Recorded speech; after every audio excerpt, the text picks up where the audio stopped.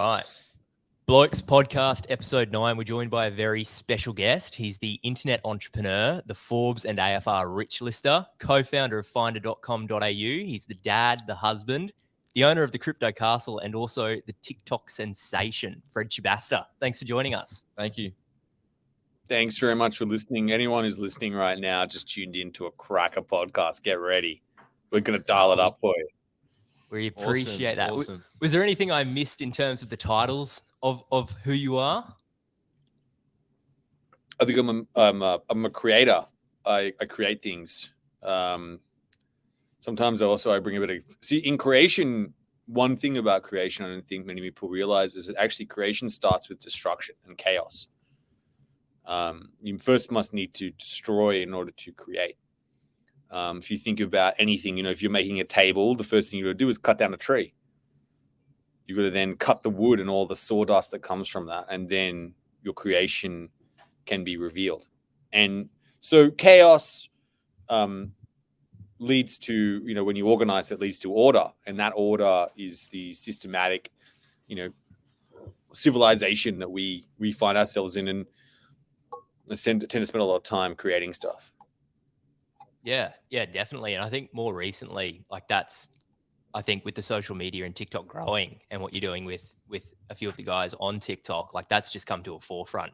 Even recently, you're featured on Lugs Listings, which is cool to see. And before you jumped on, we were talking. We're like, I wonder what personality we're going to get of Fred. Is it going to be like the Fred Schebesta, or is it going to be? I watched the podcast you did with Kerr and Ray, and I was like, okay, there's a completely different side of this man as well in terms of, I suppose, the professional side. How do you how did the Fred Schebesta, that personality come about? And then how do you kind of balance that with who you are as a professional? Well, I think,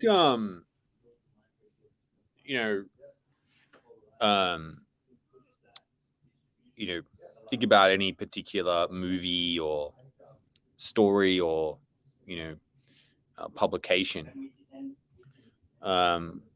If you meet like Bruno or Ali G, he's the same guy, but underlying that, the actual actor, it's a completely different person. And I just essentially, people who, what people like to write about, what people like to, be entertained by, is not necessarily always reality. Reality is a little bit boring, unfortunately. The human mind loves to fantasize and imagine and be taken to a different world. And I think I'd take people to a crazy crypto world where, crazy things are happening, and there's this guy skating around with no shoes on, and, we're going to go hang out in the crypto castle, and, photo shoots are going down there, and it's like, who knows what's going to happen, right? And that's a fantasy, right? People like that. They like to criticize it. They like to make fun of it. And I think when people like to do that, I think some people may interpret that as like negative. I interpret that as like amazing. It's awesome. You're paying attention. When you're made a joke of, I think is when you start to hit a level where, that starts to enter the human psyche. It's a sign of, I don't know, someone's probably written about this in a much more eloquent way, but it just seems to me like it goes beyond a human. It's a different dimension of a creation, right? It's an imaginary idea that I've invented, along with a whole lot of a series of other people, and the media love that. The media, people enjoy that story. But like deep down, I think I'm actually quite a relatively conservative person. And I just took an extreme version of myself, some strange alternative ego, strange, wacky, childlike, actually has a lot of innocence in it, like a genuinely very curious, fun person. And I just started to become this person, this person who's, eccentric, and I just laid into it. Every time I'm in a moment, I just do the funnest thing a kid would do. That's all I do. I just be a kid. And that's hard to do, right? And people, find that, like they find it hard to digest, and they go, this guy's crazy.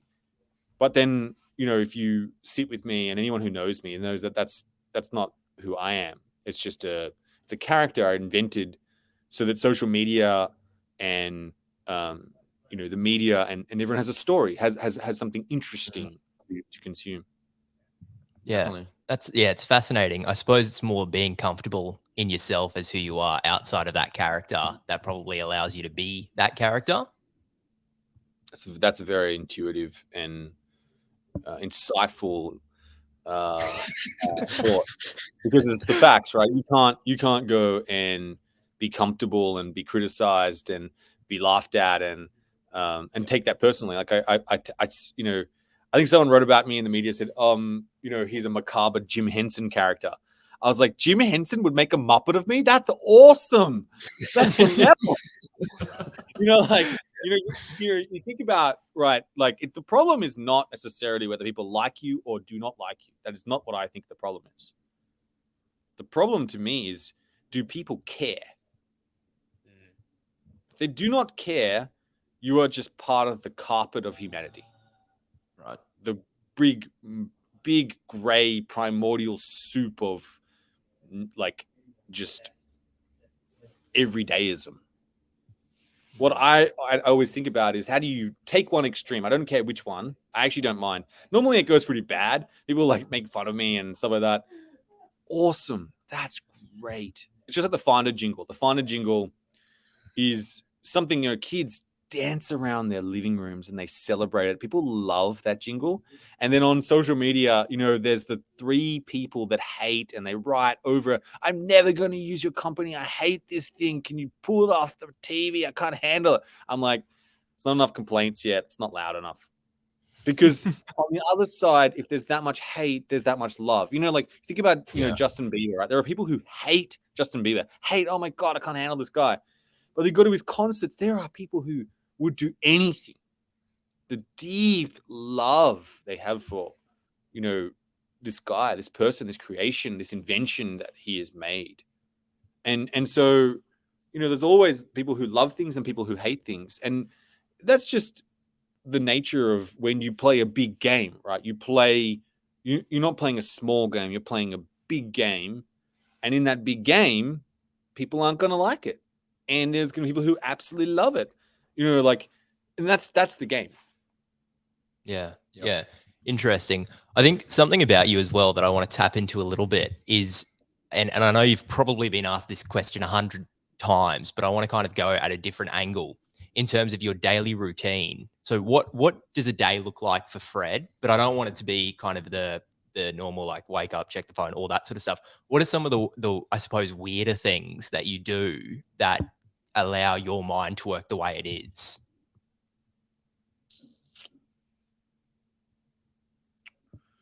It's kind of funny. That's interesting. So when you want to create something, creativity is an unstructured process, and it actually needs space. It's not about order. The order is in its disorder, and from that, the serendipitous connections of ideas and concepts which come together to make something and to create something that did not exist before. And so, like a lot of my stuff is, I'm very unfortunately disorganized, but there is an organization within that, a framework of like, literally my calendar will have desk time. And that may be me sleeping on the couch here. Like literally, like I'll just be on the couch, just like having a snooze. And then I'll wake up because it created this space in my mind to solve a problem, to make a suggestion, to connect a dot that I needed. And then I would give that energy to someone else to exchange their thoughts and ideas. And from that, these things get created. And so, there's actually a whole internal webpage we've got at Finder of me sleeping in different offices. Like just, I'm too tired and I need to have a rest. And then I'll wake up and I'll keep working, but I'm working. But in that, people, they look at creative people, they're like, oh, they're so lazy. Well, no, they actually need the space to do it's all the mental work and energy. You're allowing your body to swirl this energy together in this alchemist process to invent. That is like intense. Like when I go home, I am cooked. Yeah. My energy, I'm all spent. Everything's gone. I'm like, I'll just go. I can't speak to anyone anymore. I have to go lie down because I've spent all my energy delivering it and giving it to other people. I think another thing that I will do consciously or unconsciously, I will definitely go for walks. I would just, if there's a coffee shop nearby, I'll actually walk to the one that's 2 kilometers away because I need space. I'll walk upstairs. I will never go up escalators. I will, do the manual process or the extra work. I won't. Funny thing, I left. This is so funny. My co-founder Frank found this so hilarious. I didn't notice it at all. I mean, we left this global leadership team. We'd flown our leaders in. Probably cost 20 grand. This maybe 25 grand. Easy to fly these people in to have a day of work is probably 50 grand. Anyway, we're leaving and we need to get back to the office. And I'm like, quick, let's go catch the tram. We're gonna get there. We need to get on the tram. It'll be fast. We'll go through the city. We'll get there. It'll be great. Frank's in there. He's like, man, all these years, and we're running down to the train station. He's like, man, all these years on all this, work we've done and we've made some money. You'd think by now he'd be okay catching an Uber. I'm like, what are you talking about? It's cost us $2.50 or how much it costs. You're going to catch the tram. And we way faster. We'll get on there. We'll sit there. We can all talk. It's great. We'll save some money. It'll move through the city faster. There's no, traffic, stuff like that. Just, but that will create the space to have a conversation that's unstructured. Right?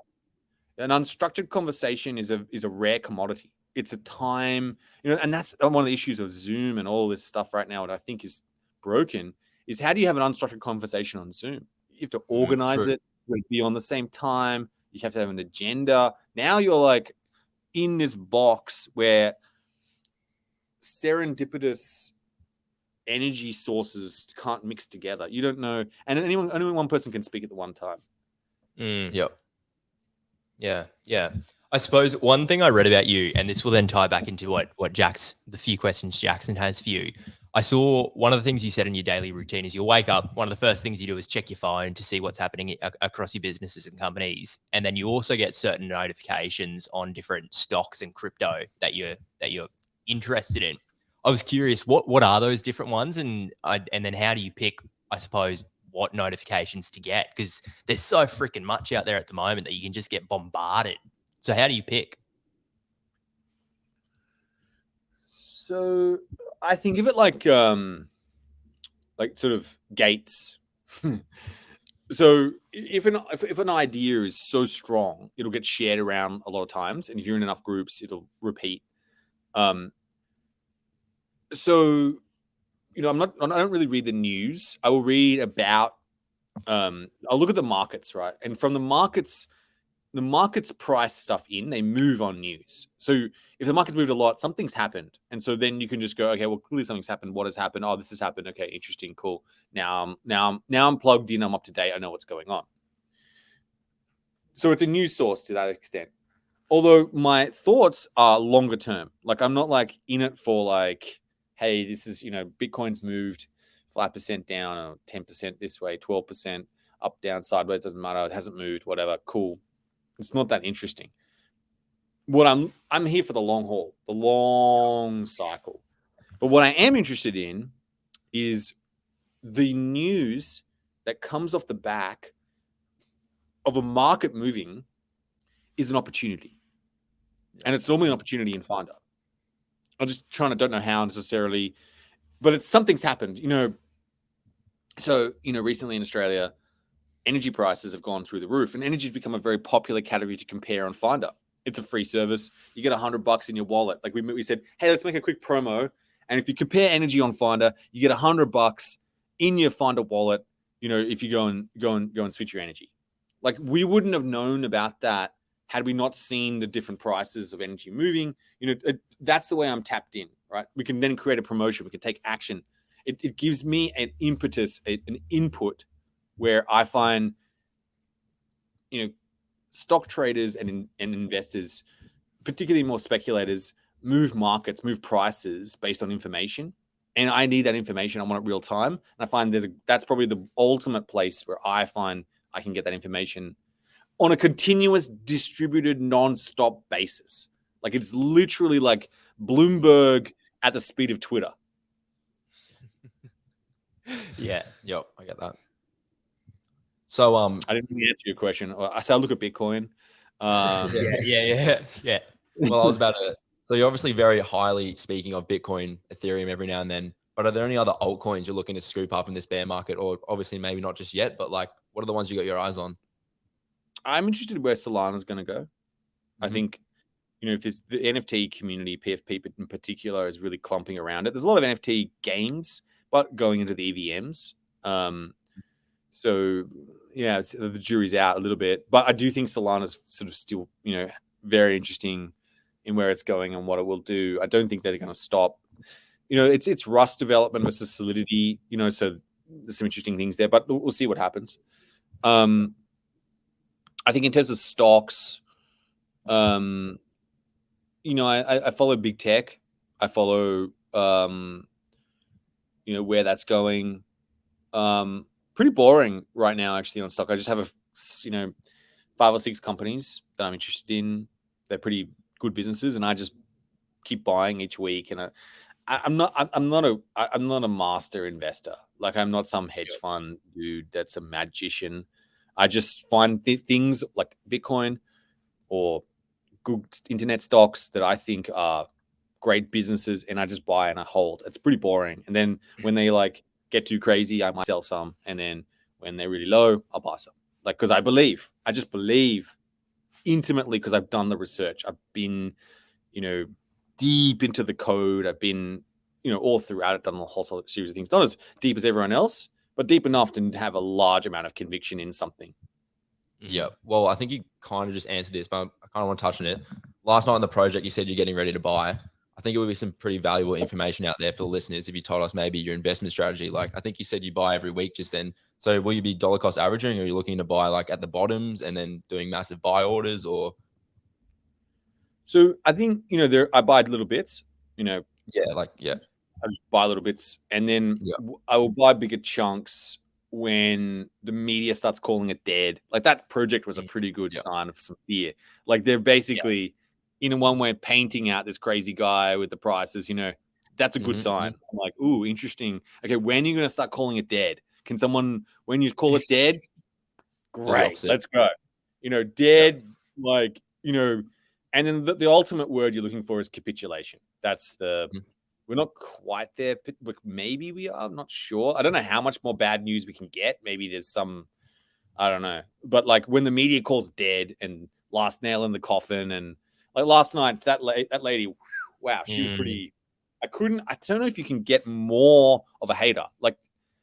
It's pretty. It was solid. She's solid. She had some arguments, but pretty much against every single bit of risk that could potentially happen in the world. They're all bad for the world.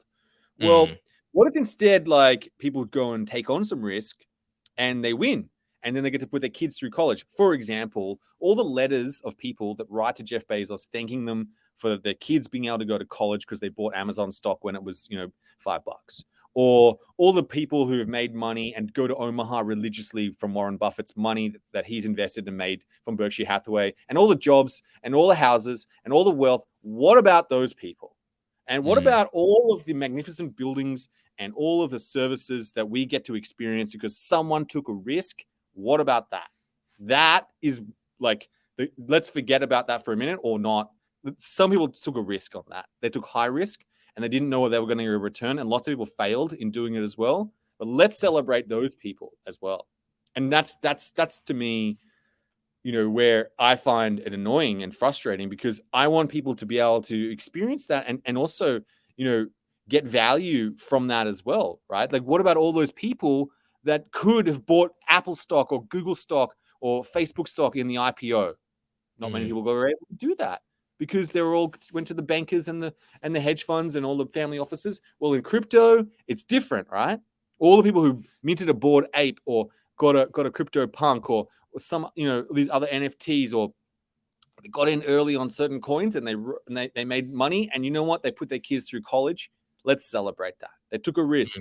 Well, the world 100%. is a risky place, and that they managed that risk. They were able to sell. I celebrate that. And I think that's the issue I have, is the commoditization and the democratization of risk.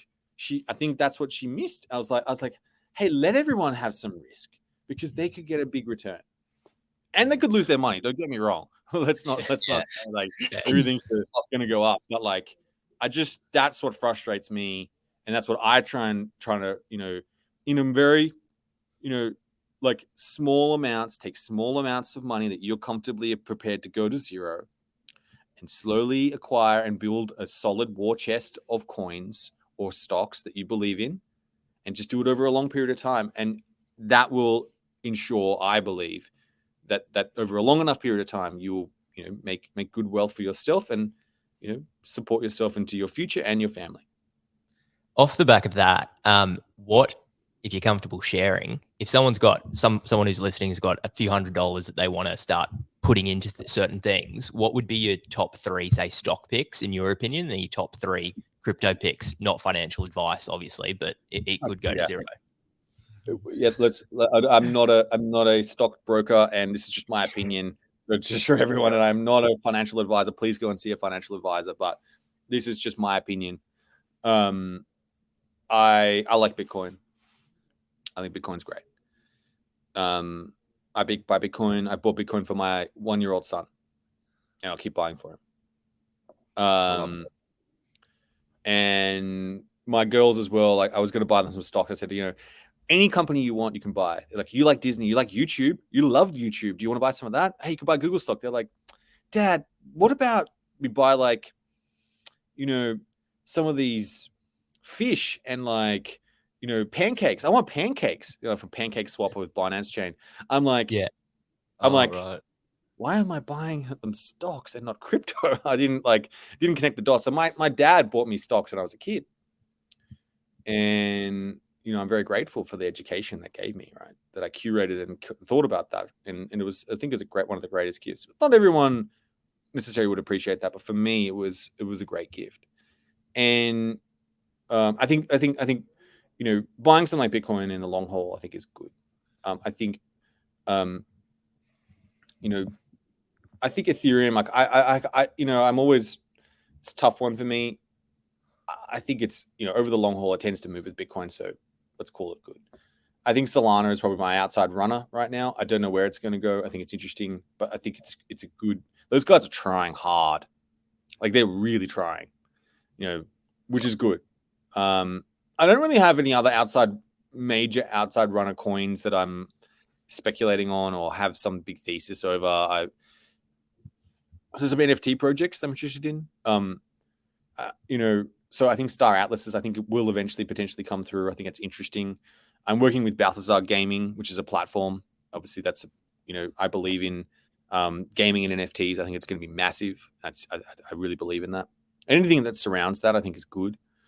In terms of stocks, I buy Apple stock. I don't know. Like, maybe I'm just, that's old school thinking of me, but man, like, we literally live with this device. Like, go to bed, we put it in our beds. It's like you sleep with your device.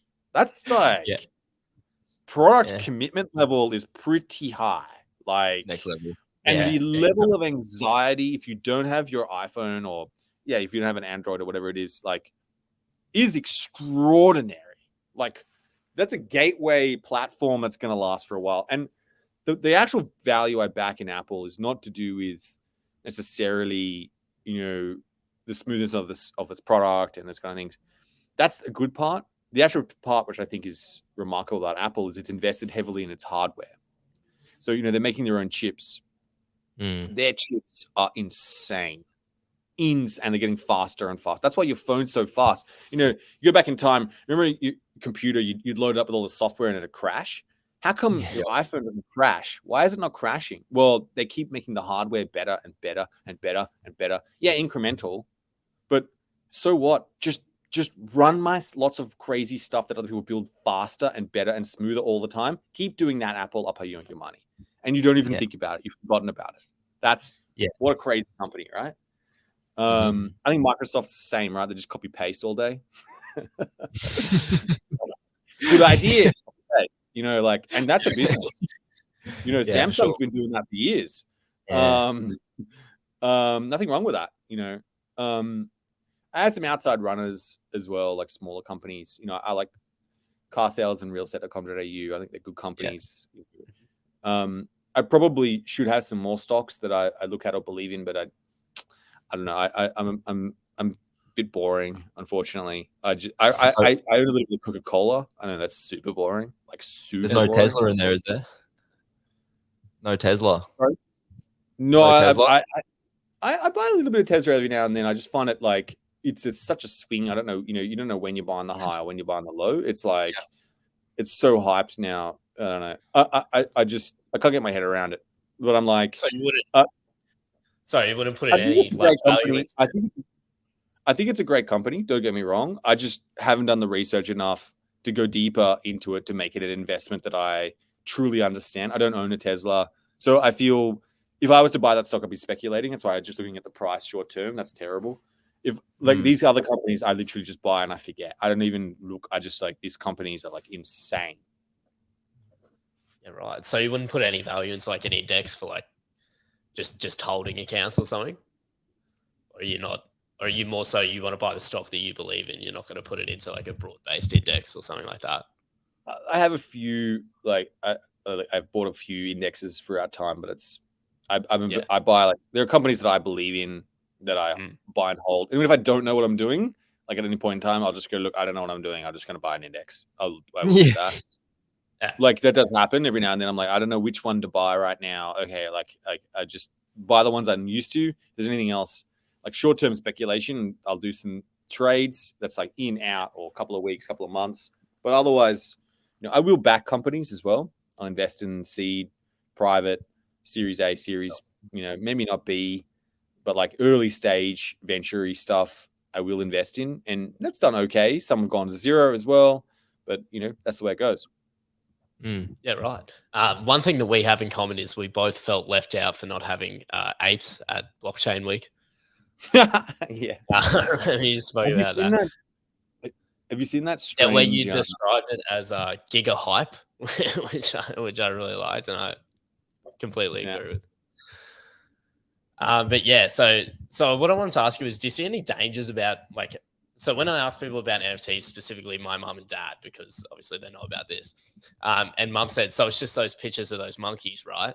Like, do you see any dangers in people automatically assuming that NFTs are literally just now Bored Ape Yacht Club? Like, for me, I find that like kind of dangerous because they automatically like just dismiss all the technology behind it. You know, I think the thing is, let's be straight, right?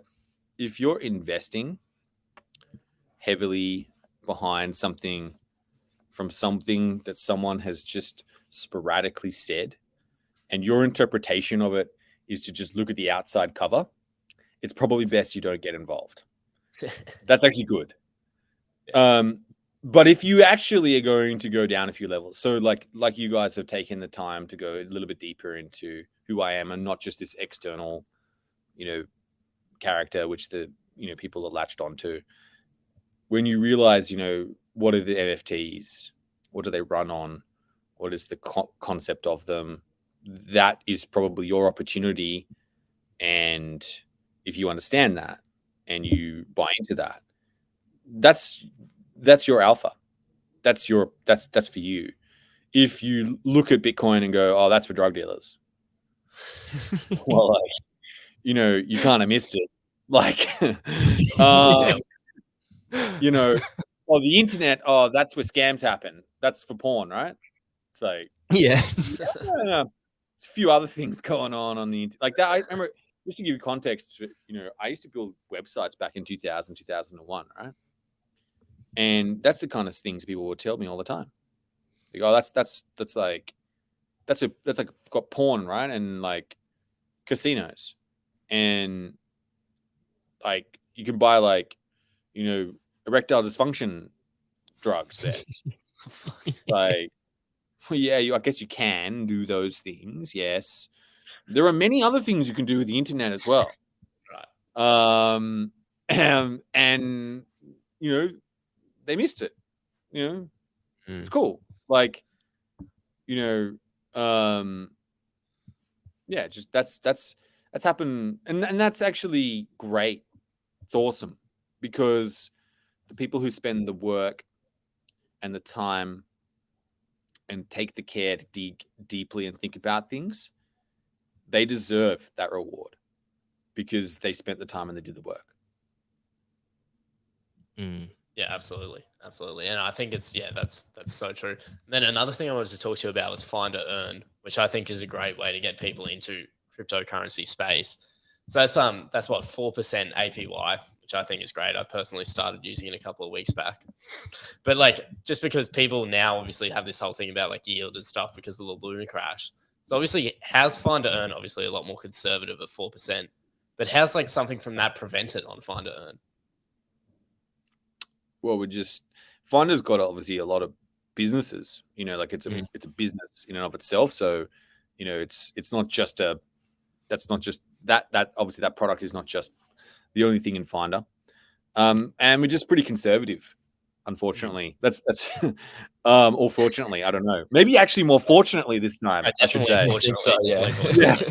I remember when we first launched it and there's these forums out there and lots of people, they hate on it. It's like, well, I could go and get 8% and at Celsius and I could go and get, all this and that.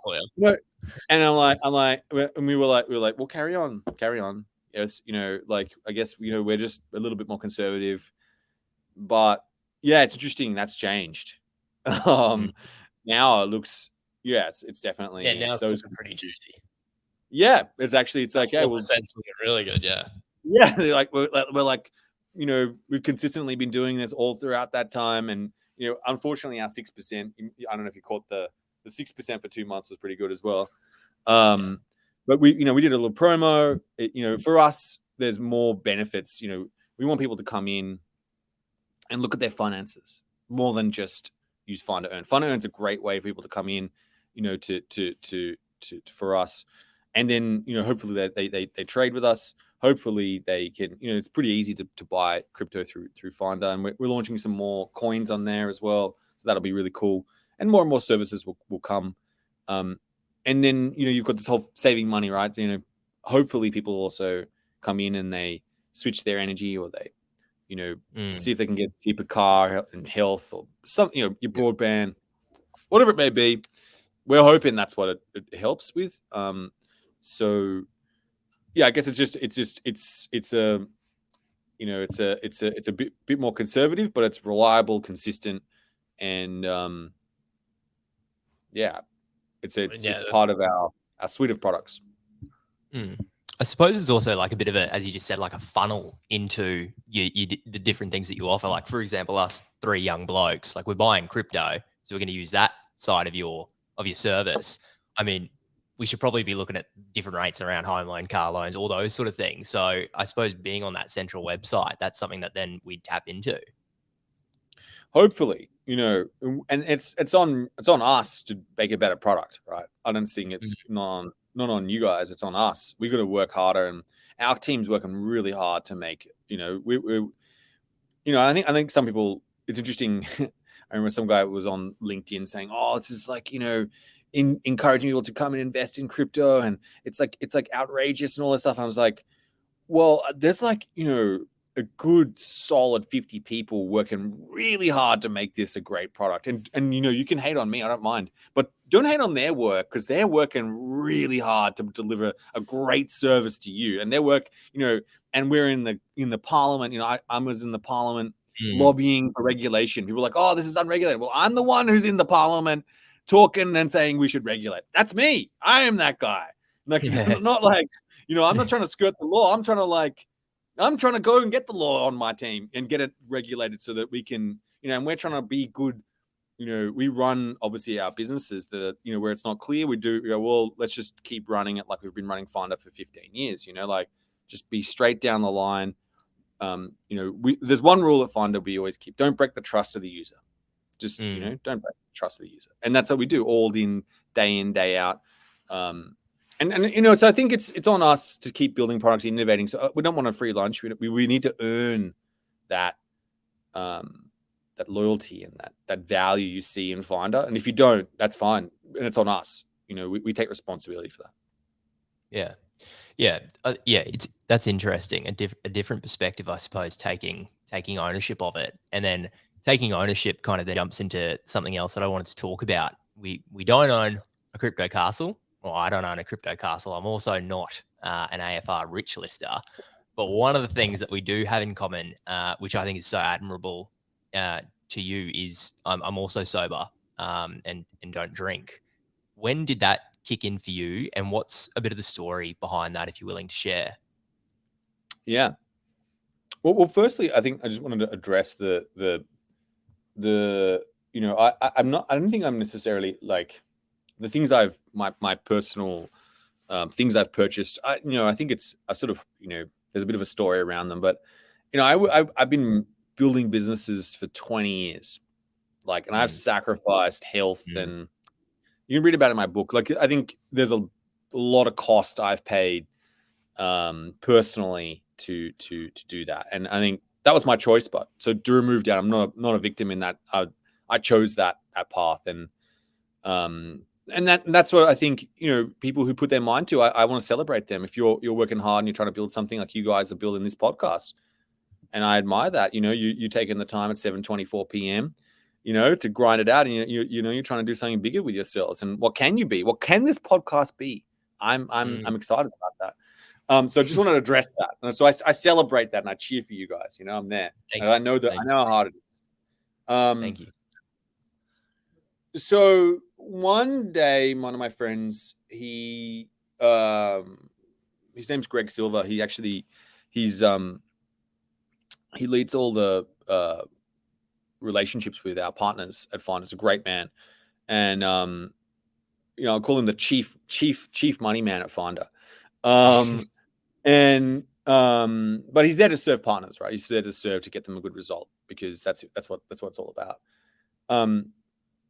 And one day he challenged me. He said, "Look, let's go and do a bone broth diet." I'm like, "Oh man, like a detox." I'm like, that's not really my thing. I like chicken burgers, and I like to enjoy myself. And he goes, "Look, let's do it." I'm like, "All right, I'm in." Anyway, we first 3.5 days, I'm in this. It's Father's Day. There's pancakes around me.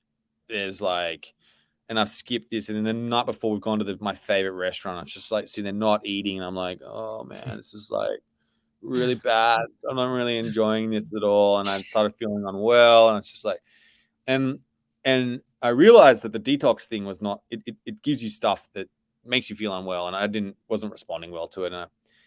And I realized, look, I'm just going to stop this. So I stopped, and we went out for a meal.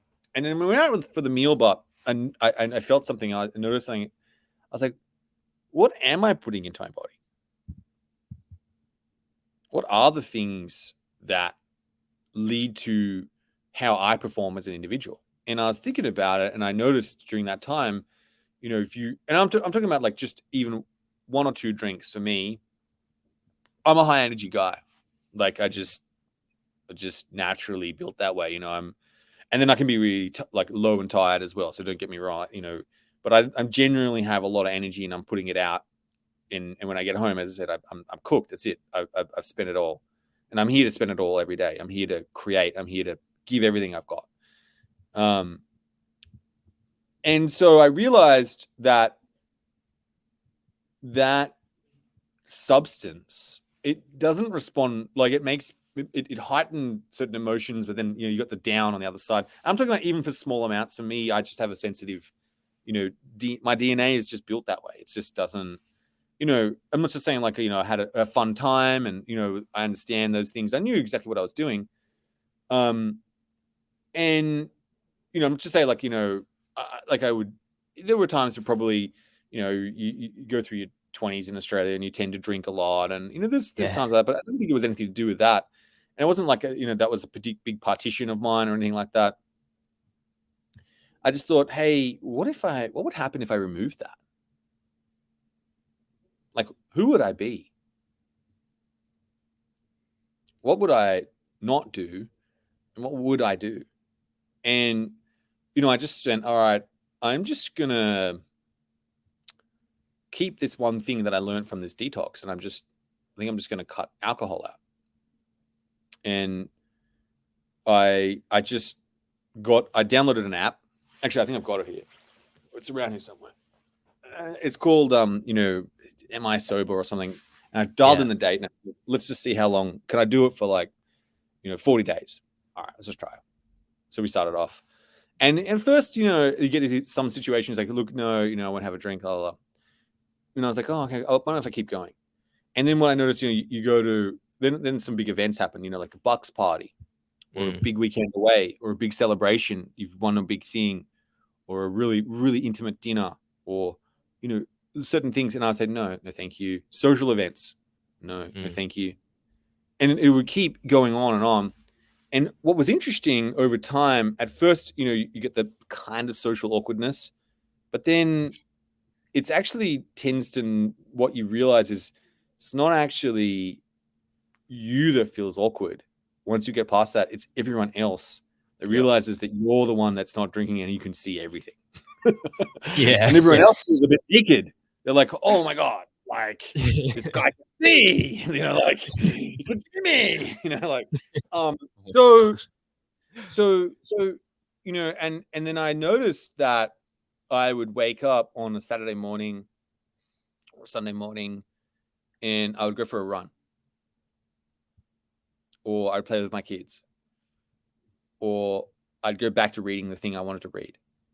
Or I'd think of another idea. I was the one that was, and then I noticed this momentum start. It's just, you remembered the things, you did little things, you'd remember them, you'd stack, and you're just so on point. And I just became faster and just more impactful. And I thought, you know what? I think I'm done. I think I want to keep that. I like that momentum. I like that version of myself I'm becoming.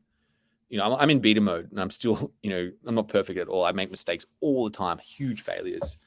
And so I just thought this decreased my failures and just bad decisions generally by a marginal factor. That's good. Let's do less of bad decisions. And it also increased my kind of good decisions a little bit by a factor. Hey, that's good because, I don't make I make some, a good solid maybe 6 out of 10 good decisions, solid 4 out of 10 bad ones. Well, let's keep those numbers above 6 at least, At least we're aiming for 6 and above. Cool, awesome. 4s and 3s ain't so good. Let's try and aim a little higher. And I just noticed my batting average was a little better. And I was like, well, you know what? That's good. And then I thought, okay, what else? What else helps me as an individual? Not necessarily everyone else. Some people they're really into their diet and hardcore. I'm like diet. I think I probably ate at least 3 burgers last week with chips, literally. But man, do I feel happy when I do that. I feel good. I'm excited. And I feel good about that. And that's good for me, right? Other people, they can't, that doesn't work for them, and I would say I'm a relatively slimly built guy. It's just respire a lot. I don't know. I have a fast metabolism, literally burn energy nonstop. So those calories, I need those calories for me. Other people, they don't need those calories like that. I need those because I'm just spinning off things and energy. And I need the input and the fuel. This is different, it's what works for you. I think that's that exploration. And if it was going to, I suggest, I wrote about this in my book as well, but there's one exercise I think if I can share that I think would be really helpful and instructive. If you take a piece of paper and just write the numbers 1 to 5 and draw a line down the middle. And on the left-hand side, write things to stop doing, 5 things. And on the right, write things to start doing, 5 things that would make you a better person, a better version of yourself. and you just write them down. Like, what are 5 things you could just stop right now? If I just stop doing this or I start doing this, I said, well, I'm just going to start going to bed earlier, just a little bit earlier. And like when you're a little bit tired and you're in bed and you're like wavering a bit, but you push on. I was like, anytime it happens now, I'm stopping. Turn the Netflix off or turn the book, lay down the phone, stop reading the thing. You're getting to an unconstructive level of energy. And tomorrow you're going to hurt from that. You're going to pay the price. And so I just stopped doing that and started basically just, retiring and re-energizing for the night. Small example, right? But I'm sure there are other things. But, and maybe not all those things are going to lead you to this, whatever. Maybe there are a few things you need to do, but at least these things will get you there. It's at least part of the way there. You're going to be slightly better than where you were before. And, that's a good thing. Yeah, definitely. Are you into the wearable tech to keep yourself accountable in those terms or not? No, I'm terrible like that. Yeah. I don't have a watch. Yeah. But I need that. For me, I need that slight unstructuredness because I'm in a much more creative pursuit, right? Time for me is relative, not absolute. People say I run on SST, which is Schebesta Standard Time. I like that. And I lean into that, but I apologize as well. But it's there is an energy and a time and a place for things, and I need to. I'm working on a lot of stuff at the same time, so I try and do my best I can. Yeah. I suppose you boys got any other questions? Otherwise, I've got one big one, I suppose, to wrap it up. Not really. I'm happy learning, to be honest. Yeah, same. Yeah, you're fascinating. We'd sit here all day and just keep chatting to you. I suppose a big thing. What is one piece of advice that you could give? Probably a piece of advice that maybe you haven't given before to the community and the people that are watching this.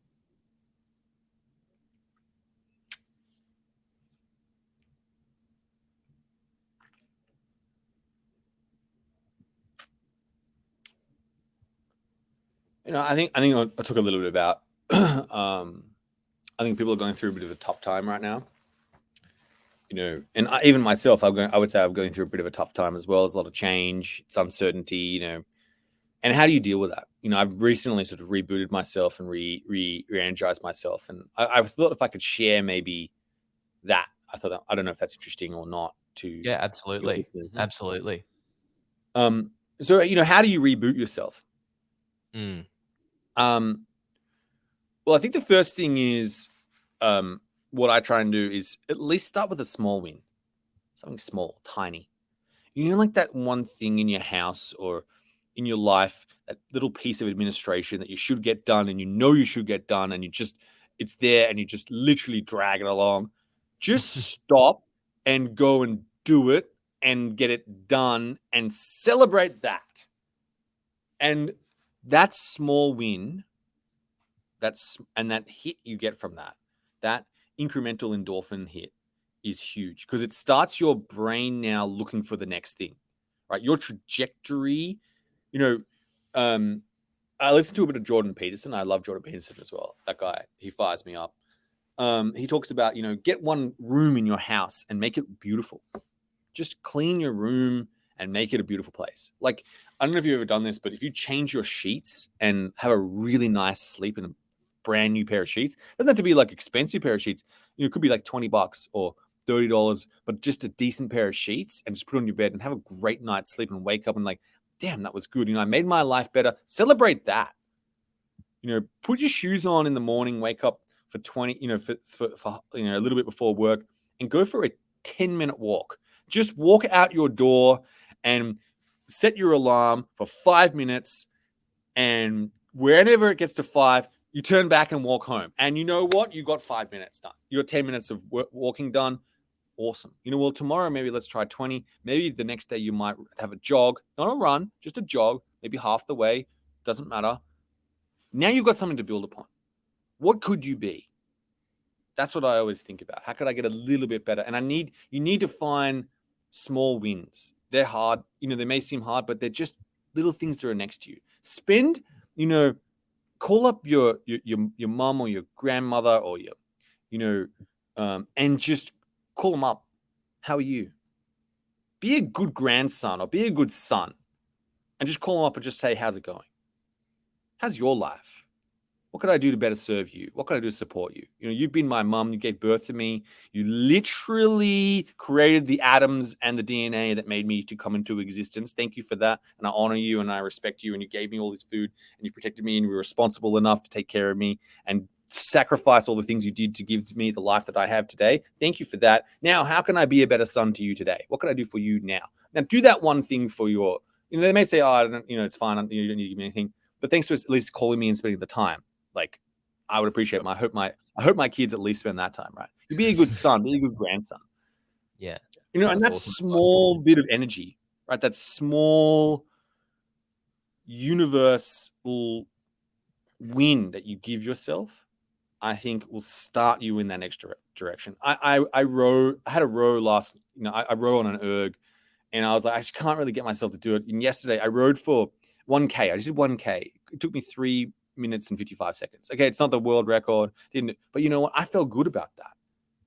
And then now when I look at that row, I'm like, well, you know what? I'm going to go for 2Ks. And that's all I'm going to go for. I'm not going to win a rowing competition. But that little incremental wins, if you consistently do that with anything in your life and focus on it for a long period of time, that is invincible. Yeah, well, yeah, thank you for sharing that. I think that'll be valuable, not only us three, but the community that'll listen to this. Definitely. That was awesome, man. We really do appreciate you taking the time. Like as I said in the message, we are just small at this point. So to have someone like you give us the time, we're immensely appreciative for that. Before we do wrap up, do you have any questions for us three young blokes? I mean, from your perspective, I'm sure you're always getting asked the questions. Do you have any questions that you want to ask us? I'm going to be selfish. Yeah. My questions are, what have you found interesting that I've spoken about, and what's changed for you? Well, I can go first. It's actually definitely that last point, because I sometimes find myself I think of something, I'm like, oh, I should probably do that. And then for some reason, I'm just like, nah, I just get lazy. I'm like, no, I'm not going to do that. And it's part of my dad always said to me when I was younger, is like, as soon as you get up, make the bed, because that's starting your day, setting the tone for the day. You did something, you got something accomplished. And it's kind of relating to that, but I still do that lazy thing and I just push it to the side. So yeah, that's what really set with me. I guess I'll go next. Well, my thing was speaking about your friend from the project, how she was all bearish about, crypto stocks. Something that really set in for me, because one thing I remember, I'm going to go on a little story time. We were sitting in year 12 business class and Afterpay stocks were at $16.25. And I remember it. And I was going to buy it on my, what's that app that everyone has? Like plus 500. I was going to buy it. There was a minimum amount you could put in. It was 400 Aussie dollars. And I was going to buy it. And I was like, no, that's stupid. Because I looked up Afterpay stock forecast or something on Google. And it was apparently it was the worst business model ever. And someone wrote about it. And I was like, okay, no. So I withdrew my $400 and they took a $10 brokerage fee off me as well. But just having conviction in yourself to actually believe in companies and then invest subsequently is something that sticks with me. Yeah, I think for me, and I think as we're on this journey of building our own brand and the brand around the Blokes podcast and Beefy Blokes, I think it was how you were speaking about the Fred Schebesta versus the character of Fred Schebesta. And I think trying to explore that a bit more in terms of what Lewis Moorzone can be in that sense, but then also Lewis Moorzone as someone more. Because particularly as we're trying to grow our TikTok, I kind of watch back and I'm like, man, just put a bit more oomph behind it and own it a bit more, because it's fucking awkward watching yourself on the screen doing the way talking into it and this, that, and the other. So yeah, I think that really stuck with me. And I think seeing someone do it kind of is reassuring in itself as well. Yeah. So yeah. Awesome. Thank you. I appreciate that. And I hope, I think everyone who's listening, hopefully you got some thoughts as well. And we appreciate you guys putting this together and creating this platform. It's great. Thank you. Awesome, man. Thank you so much. Appreciate it.